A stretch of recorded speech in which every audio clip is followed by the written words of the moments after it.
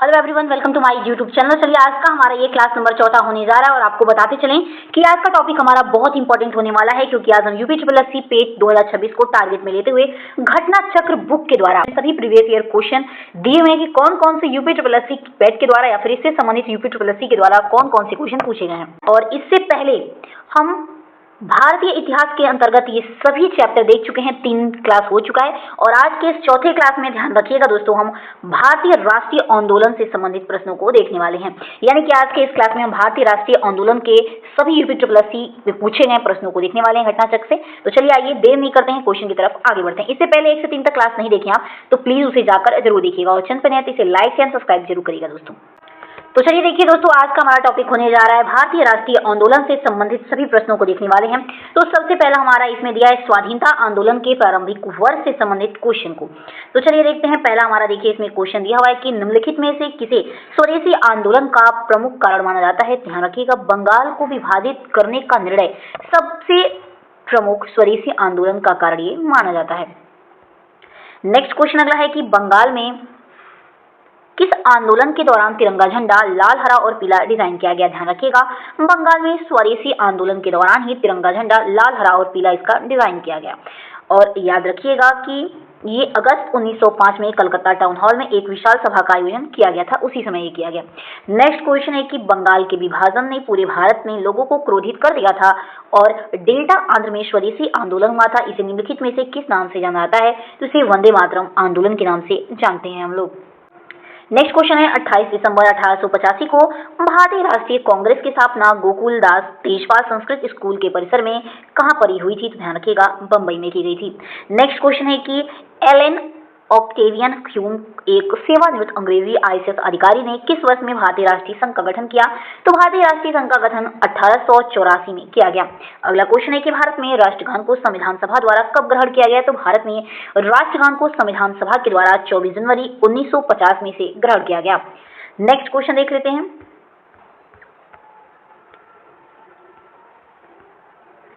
Next question है कि जनगणमन को भारत का राष्ट्रगान सर्वप्रथम कब गाया गया। ध्यान रखिएगा, इसे 27 दिसंबर 1911 को गाया गया दोस्तों। नेक्स्ट क्वेश्चन अगला दिया है कि राष्ट्रगान सर्वप्रथम कब और कहां गाया गया। ध्यान रखिएगा, राष्ट्रगान को सबसे पहले दिसंबर यानी कि 27 दिसंबर 1911 में कलकत्ता में गाया गया। नेक्स्ट क्वेश्चन है कि 1916 का लखनऊ समझौता महत्वपूर्ण था क्योंकि इसके बाद कांग्रेस ने क्या किया। ध्यान रखिएगा, 1916 का जो लखनऊ समझौता था ये महत्वपूर्ण था क्योंकि इसके बाद ही मुस्लिम लीग का गठबंधन हुआ। ये ध्यान रखिएगा, मुस्लिम लीग के साथ गठबंधन हो गया। अगला क्वेश्चन है कि दिसंबर 1916 में दोनों पक्षों के संयुक्त सत्र में संधि भारतीय राष्ट्रीय कांग्रेस और मुस्लिम लीग के बीच एक समझौता हुआ। वो कौन सा समझौता था। तो लखनऊ समझौता था। अगला क्वेश्चन है कि भारतीय राष्ट्रीय कांग्रेस और अखिल भारतीय मुस्लिम लीग ने प्रसिद्ध किसके माध्यम से अंग्रेजों के खिलाफ भारत में संघर्ष के लिए एक साथ आने का फैसला किया। तो ध्यान रखिएगा, करेक्ट आंसर हो जाएगा। तो देखिए यहीं पे देख लेते हैं। दिसंबर 1916 में भारतीय राष्ट्रीय कांग्रेस का वार्षिक अधिवेशन लखनऊ में आयोजित हुआ। इस अधिवेशन में भारतीय राष्ट्रीय कांग्रेस तथा अखिल मुस्लिम लीग ने लखनऊ पैक्ट के माध्यम से अंग्रेजों के खिलाफ संघर्ष के लिए एक साथ आने का क्या किया, फैसला किया। नेक्स्ट क्वेश्चन है कि महात्मा गांधी द्वारा भारतीय राष्ट्रीय कांग्रेस के कितने अधिवेशनों में सभापतित्व किया गया।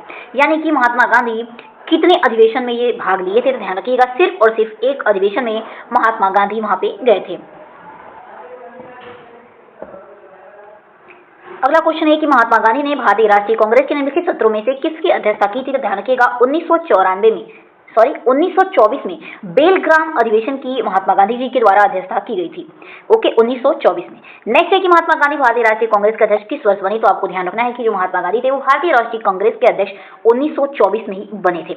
अगला क्वेश्चन है कि भारतीय राष्ट्रीय कांग्रेस के उस अधिवेशन के स्थान का नाम बताइए जहां पूर्ण स्वराज को अपना अंतिम लक्ष्य घोषित किया गया। तो ध्यान रखिएगा, लाहौर में। ऑप्शन नंबर हमारा करेक्ट आंसर हो जाएगा। अगला हमारा क्वेश्चन है कि सुभाष चंद्र बोस ने कितने वर्ष में कांग्रेस पार्टी के अध्यक्ष बने थे। किस वर्ष में। ध्यान रखिएगा, वर्ष 1938 में सुभाष चंद्र बोस कांग्रेस के ये अध्यक्ष बने थे। अगला क्वेश्चन है कि जब सुभाष चंद्र बोस ने भारतीय राष्ट्रीय कांग्रेस के अध्यक्ष पद से इस्तीफा दिया तो इस पद का प्रस्ताव किसे दिया गया था। ध्यान रखिएगा, प्रस्ताव पहले डॉक्टर राजेंद्र प्रसाद जी को दिया गया था। अगला क्वेश्चन है कि भारतीय राष्ट्रीय कांग्रेस की अधिवेशन की सर्वप्रथम किस मुसलमान ने अध्यक्षता की थी। ध्यान रखिएगा, भारतीय राष्ट्रीय कांग्रेस का जब अधिवेशन हुआ था सबसे पहले किस मुसलमान के द्वारा अध्यक्षता की गई थी। तो वो थे बदरुद्दीन तैयब जी। अगला हमारा क्वेश्चन यहाँ पे आंदोलन से शुरू होगा, यानी कि महात्मा गांधी तथा अन्य नेताओं की भूमिका, यानी कि किस किस आंदोलन में महात्मा गांधी या फिर किसी अन्य नेताओं की भूमिका रही है। तो देखिए सबसे पहला इसमें हमारा क्वेश्चन है कि अंग्रेजों से आजादी के लिए लड़ रहे भारतीयों द्वारा उठाई गई शपथ की वे सिर्फ भारतीय निर्मित सामानों विशेष रूप से कपड़े का उपयोग करेंगे, ये किस आंदोलन में कहा गया। तो ये ध्यान रखिएगा, स्वदेशी आंदोलन में क्या कि अपने देश का, स्वदेशी यानी कि अपने देश के सामानों का क्या करना, अपनाना, ठीक है, या फिर यूज करना। अगला है कि ब्रिटिश भारत सरकार ने बंगाल के खिलाफ विभाजन को लागू करने का निर्णय कब घोषित की थी। तो ध्यान रखिएगा ये आयोग के द्वारा, इसमें स्टार देखिए लगा हुआ है क्योंकि ऑप्शन इसमें नहीं दिया हुआ है। ये 20 जुलाई 1905 को था, लेकिन इसमें सभी डेट डिफरेंट दिए गए हैं। तो आपको ध्यान रखना है कि जो भी स्टार है ये यूपीट्रिपलएससी आयोग के द्वारा गलत क्वेश्चन पूछे गए हैं दोस्तों, यानी कि ऑप्शन में मिस्टेक हो गया इन लोगों से, ठीक है। नेक्स्ट क्वेश्चन अगला है कि लॉर्ड कर्जन कि बंगाल विभाजन के पीछे निम्नलिखित में से कौन सा मकसद नहीं था। तो ब्रिटिश राज की शक्ति का प्रदर्शन नहीं था, बाकी सभी बंगाली राष्ट्रीयता के मूल पर हमला करना था, बांटो और शासन करो नीति भी था, और सरकार के प्रशासनिक भार को सहज करना भी था। देखिए अगला क्वेश्चन है कि निम्नलिखित में से किसे बंगाल के विभाजन 1905 के विरोध में हुए आंदोलन का नेतृत्व किया था। ध्यान रखिएगा ये नेतृत्व किया गया था सुरेंद्र नाथ बनर्जी के द्वारा।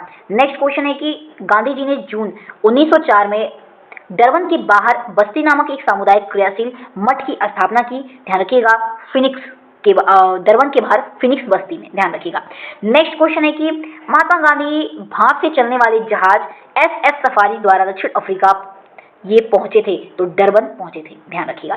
नेक्स्ट क्वेश्चन अगला है कि महात्मा गांधी दक्षिणी अफ्रीका में किस वर्ष पहुंचे थे। तो देखिए ऑप्शन नंबर इसमें एक करेक्ट हो जाएगा, 1893 में पहुंचे थे। देखिए अगला क्वेश्चन है कि रंग भेद के कारण महात्मा गांधी को किस वर्ष दक्षिण अफ्रीका के पिट्सबर्ग रेलवे स्टेशन में प्रथम श्रेणी के रेल डिब्बे से सामान सहित बाहर फेंक दिया गया था। तो 1893 में उन्हें बाहर फेंक दिया गया था। अगला क्वेश्चन है कि महात्मा गांधी ने सत्याग्रह सभा की स्थापना कब की थी। तो महात्मा गांधी के द्वारा सत्याग्रह सभा की स्थापना फरवरी 1919 में की गई थी। अगला क्वेश्चन है महात्मा गांधी ने निम्न पुस्तकों में से किसने ब्रिटिश पार्लियामेंट को बांझ और वैश्या कहा है। तो हिंद स्वराज में उन्होंने बांझ और वैश्या कही है ब्रिटिश पार्लियामेंट को। अगला क्वेश्चन है कि महात्मा गांधी ने निम्नलिखित में से किसे अपना राजनीतिक गुरु माना था। ध्यान रखिएगा गोपाल कृष्ण गोखले को महात्मा गांधी ने अपना राजनीतिक गुरु माना था। तो चलिए देखिए अगला क्वेश्चन है कि निम्नलिखित में से किस व्यक्ति ने हिंद स्वराज पुस्तक लिखी है। तो ध्यान रखिएगा महात्मा गांधी के द्वारा लिखी गई है। नेक्स्ट क्वेश्चन है कि गांधी के सत्याग्रह के सिद्धांत के संदर्भ में निम्नलिखित में से क्या सत्य नहीं है। तो किसी सजा की प्रतिकार नहीं है, किसी सजा का प्रतिकार नहीं है, यानी कोई किसी सजा दे तो उसका प्रतिकार यानी कि बदला नहीं है। अहिंसा, परहेज और सत्यता ये सभी है, ठीक है। अगला क्वेश्चन है कि 1917 का सत्याग्रह महात्मा गांधी का पहला सत्याग्रह था। भारतीय स्वतंत्रता आंदोलन में एक बड़ा विद्रोह था, तो वो चंपारण का सत्याग्रह था। अगला क्वेश्चन यह है कि 1917 में चंपारण सत्याग्रह किस राज्य में प्रारंभ किया गया था। तो बिहार में प्रारंभ किया गया था। आइए अगले प्रश्न की तरफ बढ़ते हैं। देखिए अगला क्वेश्चन है कि निम्नलिखित में से महात्मा गांधी का कौन सा सत्याग्रह नील कृषकों की समस्या से जुड़ा था। तो चंपारण का सत्याग्रह ही नील कृषकों से जुड़ा हुआ था। अगला क्वेश्चन है कि चंपारण सत्याग्रह का नेतृत्व किसने किया था। ध्यान रखिएगा महात्मा गांधी के द्वारा किया गया। अगला क्वेश्चन है कि भारतीय राष्ट्रीय आंदोलन की निम्नलिखित घटनाओं का उनके घटित होने के वर्ष से मिलाइए। तो देखिए इसमें राइट आंसर न पढ़ के हम डायरेक्ट यहाँ पे जो नोट्स दिए हैं उसको देखते हैं। देखिए बारदोली में किसान आंदोलन 1928 में हुआ था। महात्मा गांधी ने खलीत यात्रा 1946 में की थी। गांधी ने लंगोट पहनना शुरू किया 1921 में।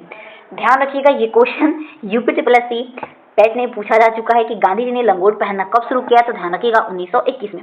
जब ये आया था क्वेश्चन 2023 में तो बच्चों ने इसे मजाक के रूप में लिया था, लेकिन ऐसा क्वेश्चन पूछना भी नहीं चाहिए, इतना कोई डिग्री तो नहीं पड़ता है। देखिए और इसके बाद आगे है अहमदाबाद में मिल मजदूरों की हड़ताल 1918 में हुई थी। तो ध्यान रखिएगा। ओके नेक्स्ट क्वेश्चन है कि 1920 में उत्तर प्रदेश के प्रतापगढ़ जिले का पहला किसान मार्च किसके द्वारा आयोजित किया गया था। ध्यान रखिएगा जवाहरलाल नेहरू के द्वारा। नेक्स्ट क्वेश्चन है कि महात्मा गांधी के किस अमेरिकी जीवनी लेखक ने लिखा था कि असहयोग भारत और गांधी के जीवन में एक युग का नाम बन गया है। तो वो लिखा था लुइस फिशर ने। ध्यान रखिएगा। अगला है कि महात्मा गांधी ने भारत की स्थापना की सिफारिश की जहां लोग सरल जीवन और उच्च सोच का आदर्श अनुसरण करते हैं। तो आदर्श गांव, ऑप्शन नंबर इसमें डी करेक्ट हो जाएगा।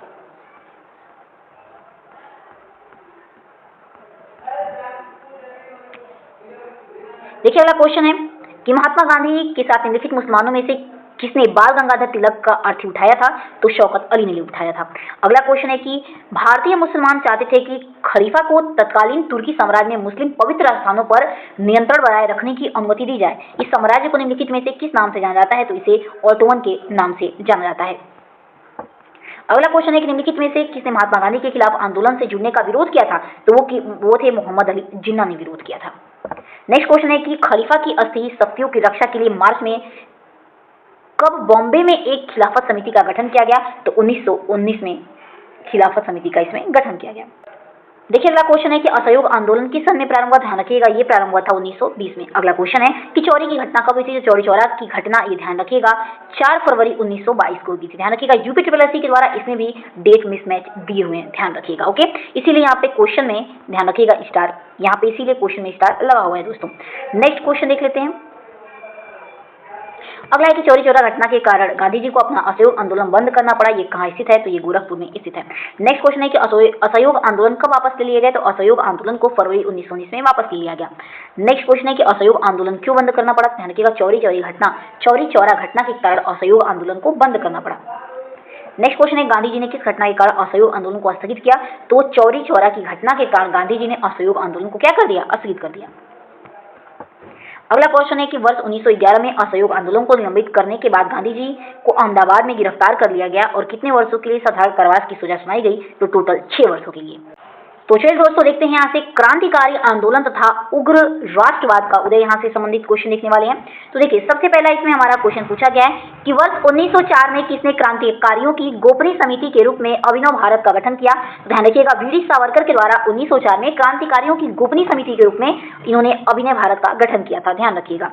अगला क्वेश्चन है कि महाराष्ट्र में सन 1900 में विनायक दामोदर सावरकर द्वारा स्थापित गुप्त समाज को क्या कहा जाता था? तो उसे मित्र मेला कहा जाता था। अगला क्वेश्चन देखिए, अगला क्वेश्चन हमारा मिलान करना है। तो देखिए यहाँ पे आंसर दिया, डायरेक्ट हम आंसर पढ़ लेते हैं। तो देखिए इंडियन नेशनल आर्मी की स्थापना सुभाष चंद्र बोस के द्वारा की गई, गदर पार्टी की स्थापना लाला हरदयाल और मित्र मेला वीडी सावरकर के द्वारा, और होम रूल की स्थापना ध्यान रखिएगा एनी बेसेंट के द्वारा की गई। नेक्स्ट क्वेश्चन यहाँ दिया है कि गदर क्रांति आरंभ होने का सबसे प्रमुख कारण क्या था? तो इसका कारण था प्रथम विश्व युद्ध का आरंभ होना। नेक्स्ट क्वेश्चन है कि 1913 में हिंदुस्तान गदर पार्टी का मुख्यालय कहाँ स्थित था? तो उस समय ये सैन फ्रांसिस्को में स्थित था। नेक्स्ट क्वेश्चन अगला है कि निम्नलिखित में से किसके नेतृत्व में मंडी षड्यंत्र हुआ था? तो मंडी षड्यंत्र ध्यान रखिएगा गदर पार्टी के नेतृत्व में हुआ था।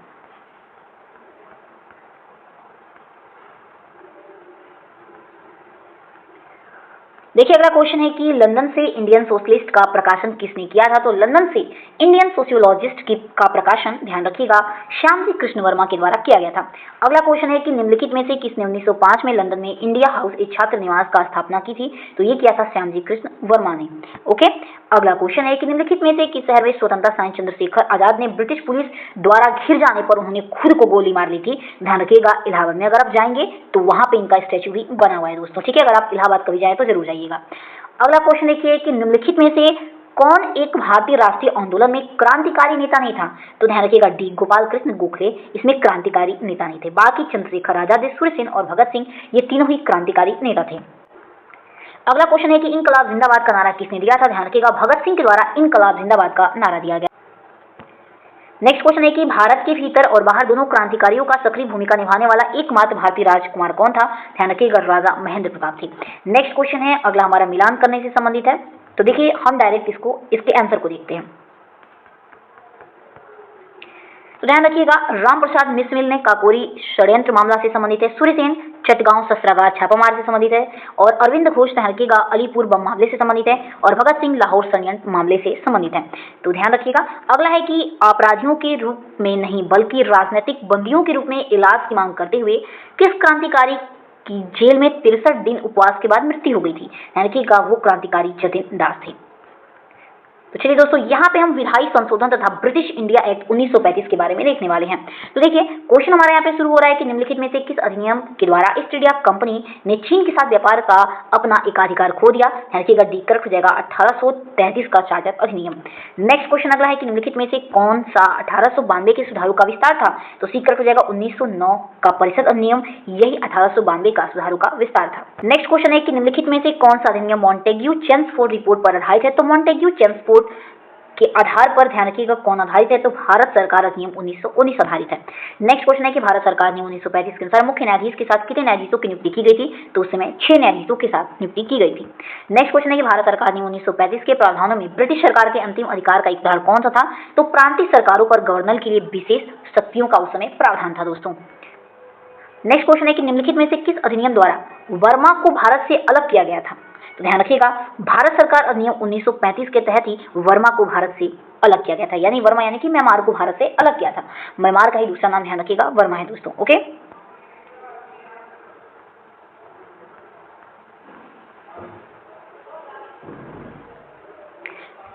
अगला क्वेश्चन है कि भारत सरकार के निम्नलिखित में से किस अधिनियम के कारण मुंबई में सिंध प्रांत का निर्माण हुआ? तो सिंध प्रांत का निर्माण हुआ भारत सरकार ने 1935 के तहत ही।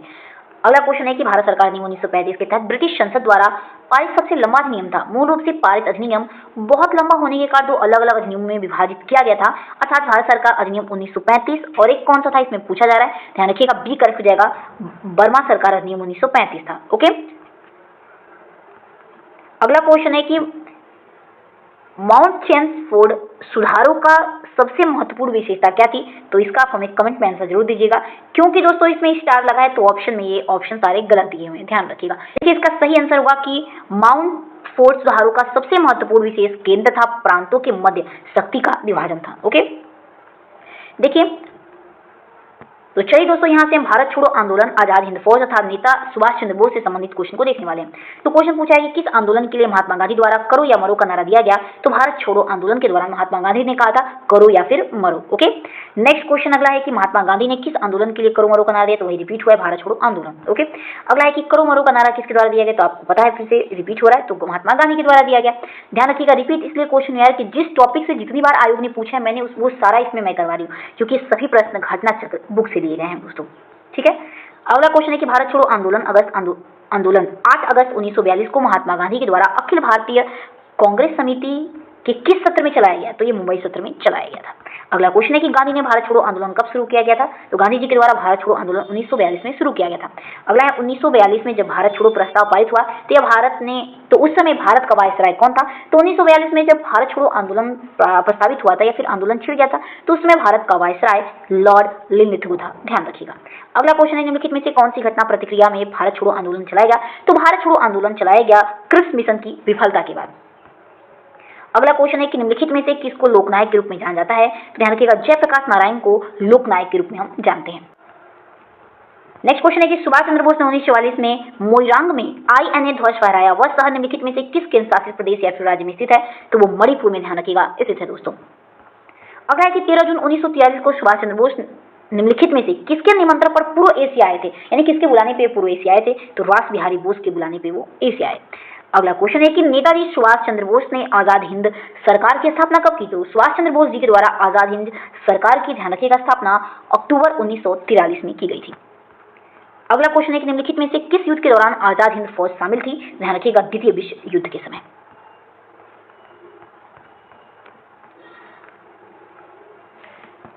तो चलिए दोस्तों, यहाँ पे हमारा आधुनिक भारत का इतिहास यानी कि विविध इससे प्रश्न इसमें शुरू होने वाले हैं। तो पहला क्वेश्चन बोला है कि भारतीय राष्ट्रीय आंदोलन के दौरान कांग्रेस मंत्रिमंडलों ने कब इस्तीफा दिया? तो भारतीय राष्ट्रीय आंदोलन के दौरान कांग्रेस के मंत्रिमंडलों का इस्तीफा 1939 में दिया गया। अगला क्वेश्चन है कि निम्नलिखित में से किसे शेर ए बलिया के नाम से जाना जाता है? ध्यान रखिएगा, चीतू पांडे को शेर ए बलिया के नाम से जाना जाता है। अगला क्वेश्चन है कि 1942 में विंस्टन चर्चिल द्वारा गांधी जी और कांग्रेस के साथ समझौता करने का प्रयास करने के लिए किसे भारत भेजा गया था? तो भेजा गया था सर स्टेफोर्ड क्रिप्स को, ध्यान रखिएगा। अगला क्वेश्चन है कि पूर्ण स्वराज की मांग करने वाला प्रथम कार्यकर्ता कौन था? तो ध्यान रखिएगा, हजरत मोहानी के द्वारा सबसे पहले मांग की गई थी पूर्ण स्वराज की। अगला क्वेश्चन है कि 1722 में सूबेदार सवाई राजा जयसिंह को दी गई थी, ध्यान रखिएगा, डी कलेक्टर आगरा, यानी 1722 में आगरा की सूबेदारी सवाई राजा जयसिंह को दी गई थी, आपको ध्यान रखना है। नेक्स्ट क्वेश्चन है कि ब्रिटिश ने निम्नलिखित में से किस भाषा को भारतीय समाज में प्रस्तुत करने की उत्सुकता दिखाई? तो अंग्रेजी भाषा को, क्योंकि अंग्रेज से वो चाहते थे कि सब लोग अंग्रेजी जल्दी से सीख लें ताकि उन लोग के लिए भी क्या हो जाएगा, आसान रहेगा। अगला है कि अनुभवी स्वतंत्रता सेनानी, लेखक और शिक्षाविद के मुंशी निम्नलिखित में से किस गठन की इन्होंने स्थापना की? तो के मुंशी के द्वारा, ध्यान रखिएगा, भारतीय विद्या भवन की स्थापना की गई थी। ओके,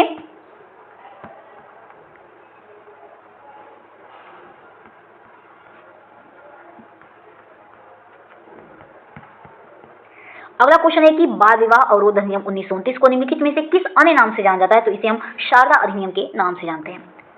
नेक्स्ट क्वेश्चन है कि भारतीय तिरंगा ध्वज में अशोक चक्र का रंग क्या है? तो ध्यान रखिएगा, गहरा नीला रंग है, जिसमें ध्यान रखिएगा 24 तिलियां होती हैं और ये 22 जुलाई 1947 को ध्वज में इसे अपनाया गया था। और जब कभी भी तिरंगे का चौड़ाई और लंबाई का अनुपात पूछे तो 2:1 बताइएगा दोस्तों।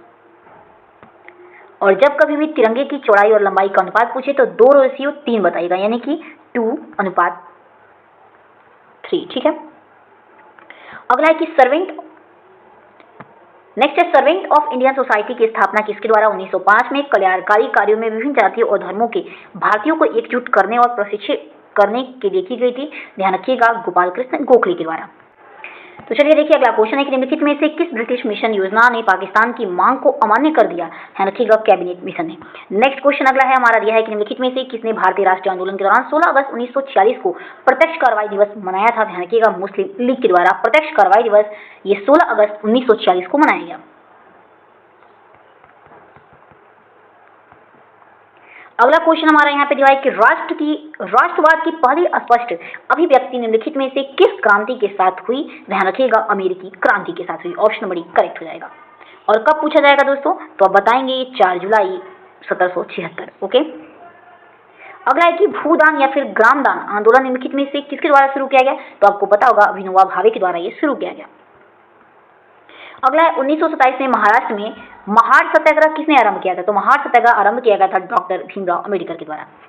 नेक्स्ट क्वेश्चन है रविन्द्रनाथ टैगोर ने नरसंहार के विरोध में नाइट हुड की उपाधि कब लौटा दी गई थी, तो ध्यान रखिएगा जालियांवाला बाग नरसंहार के विरोध में।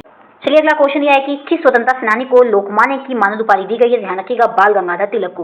अगला क्वेश्चन इसमें है विश्वविद्यालय अनुदान आयोग का गठन किसकी सिफारिश पर किया गया, तो ये डॉक्टर सर्वपल्ली राधाकृष्णन के आयोग के सिफारिश पर विद्यालय अनुदान आयोग का गठन किया गया। अगला है कि अलीगढ़ मुस्लिम विश्वविद्यालय की स्थापना किसने की, ध्यान रखिएगा सैयद अहमद खान के द्वारा किया गया। अगला क्वेश्चन है कि बनारस हिंदू विश्वविद्यालय यानी कि BHU की स्थापना निम्नलिखित में से किसने की, ध्यान रखिएगा ये मदन मोहन मालवीय जी के द्वारा कब की गई थी, तो 1916 में। ओके। नेक्स्ट क्वेश्चन की तरफ बढ़ते हैं। अगला है कि मुस्लिम लीग के लाहौर सत्र में पाकिस्तान की मांग कब की गई, तो पाकिस्तान की मांग 1940 में की गई। ध्यान रखिएगा और 22 से 24 मार्च के बीच में। अगला क्वेश्चन है कि भारतीय स्वतंत्रता आंदोलन के दौरान 1932 में ग्रेट ब्रिटेन के किस प्रधानमंत्री ने सांप्रदायिक पुरस्कार की घोषणा की, तो जेम्स रैमसेस मैकडोनाल्ड ने। नेक्स्ट है पूना समझौता किनके मध्य का एक करार था, ध्यान रखिएगा अम्बेडकर और गांधी के मध्य था। अगला है कि घटना और तारीख इन दो जोड़े में कौन सा जोड़ा सही ढंग से मेल नहीं खाता है, तो कौन सा जोड़ा मेल नहीं खाता है पूछा गया है, तो ABC तीनों मेल नहीं खाते हैं, बाकी ये बस D करेक्ट हो जाएगा। तो देखिए सुभाष चंद्र बोस ने INC में अध्यक्ष के रूप में इस्तीफा दे दिया कब, तो 1939 में। यानी कि INC यानी कि इंडियन नेशनल कांग्रेस में इन्होंने क्या कर दिया, इस्तीफा दे दिया।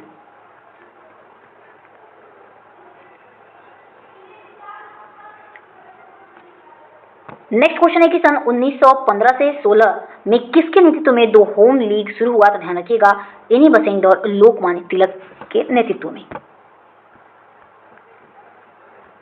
अगला क्वेश्चन है कि 1866 में भारत के संदर्भ में चर्चा करने और भारतीय कल्याण को बढ़ावा देने के लिए ब्रिटिश शरणार्थी अधिकारियों को प्रभावित करने के लिए लंदन में ईस्ट इंडिया एसोसिएशन का आयोजन किसने किया, ध्यान रखिएगा दादा भाई नौरोजी के द्वारा किया गया। कि इनमें से किसे भारत में ग्रैंड ओल्ड मैन के नाम से जानते हैं, ध्यान रखिएगा दादा भाई नौरोजी को।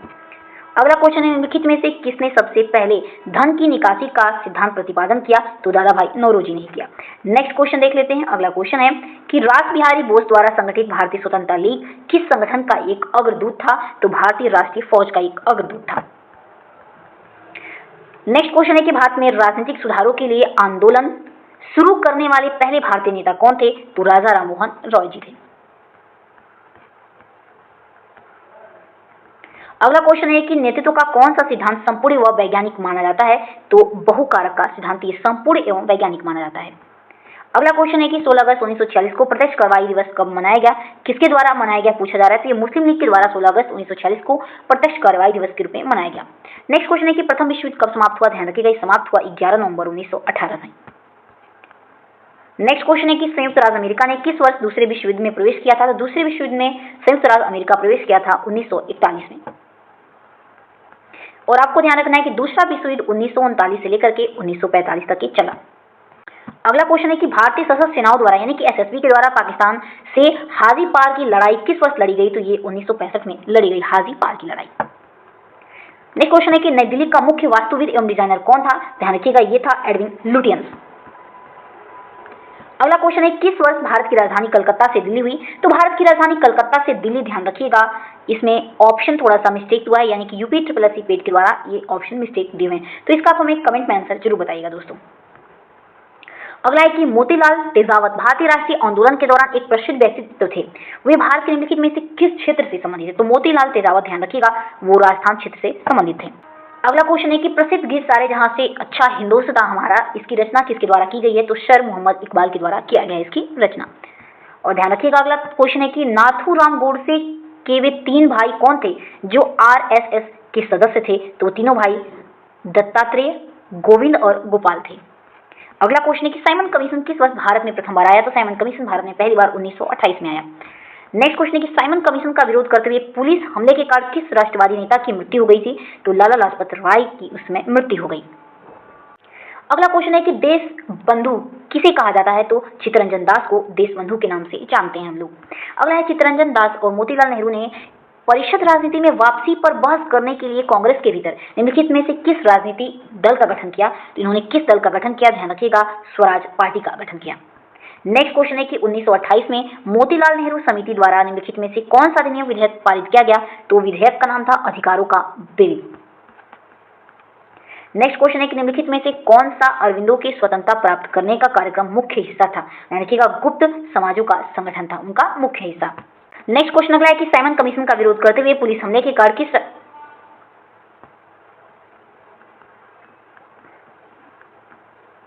चलिए देखिए, अगला क्वेश्चन है कि मैकमोहन रेखा के तिब्बती क्षेत्र और भारत के पूर्व क्षेत्र के बीच सीमा रेखा है जो जिसे ब्रिटिश औपनिवेश प्रशासन हेनरी मैकमोहन ने 1914 में किस संधि पत्र में प्रस्तावित किया था? तो ध्यान रखिएगा, शिमला के संधि पत्र में इन्होंने प्रस्तावित किया था। अगला क्वेश्चन है कि कहां पे विश्व धर्म संसद में स्वामी विवेकानंद ने हिंदू धर्म के बारे में विस्तार में बताया? उन्होंने शिकागो में बताया था।